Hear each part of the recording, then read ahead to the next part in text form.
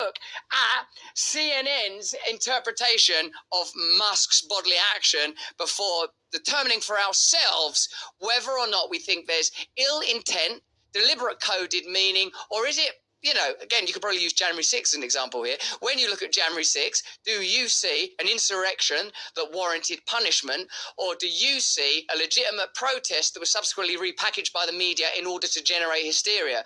Some people, there's a binary reaction to those questions. Let's have a look. Not binary, there's probably a multitude of reactions, but there's a significant division and polarization around that subject, we'd all agree.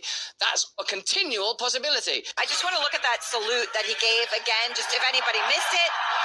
We'll just show it again. He's just wrapped up here. You can hear the... Now, if you were really trying to not do a Nazi salute, that would not be something that you would do. Like, if it's like...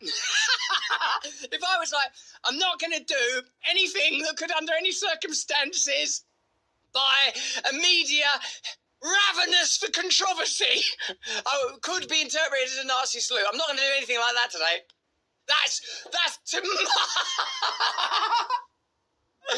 That's pretty mad. But then you have to, like, you know, I suppose you have to take it as far as you can take it of what does he mean? Because on the same platform, as Elon Musk himself has pointed out, you will see him called a Zionist as a result of the tour and trip he took to Israel after apparently taking some positions that were not pro-Israeli earlier on in the October 7th passage or chapter of events.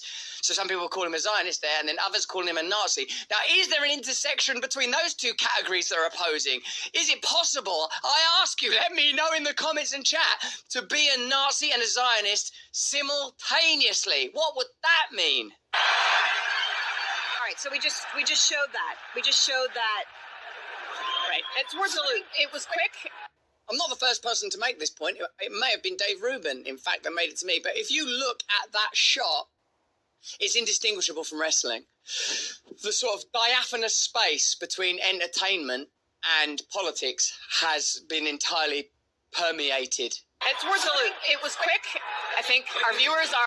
Oh, I mean, like, right, well, wherever it was, we're in the territory of madness now, aren't we? Now, well, did you see that slot? It is sport. It is sport. Because you're not saying, what do you think is going to happen with this policy? And is Doge really just a rebranding of some formerly existing department, as the Lever suggests in their, probably Lever in American pronunciation, in their reporting on that subject? No, they're not talking about that. They're talking about the meaning of a bodily gesture. I would say, if I had to answer it, that Elon Musk is just about autistic enough that